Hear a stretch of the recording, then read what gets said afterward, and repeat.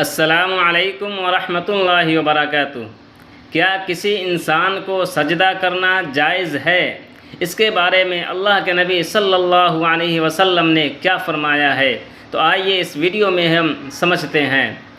ایک مرتبہ حضرت معاذ رضی اللہ تعالیٰ عنہ حضور اکرم صلی اللہ علیہ وسلم کے سامنے سجدہ کیے تو اللہ کے نبی صلی اللہ علیہ وسلم نے پوچھا، اے معاذ تم کیا کر رہے ہو؟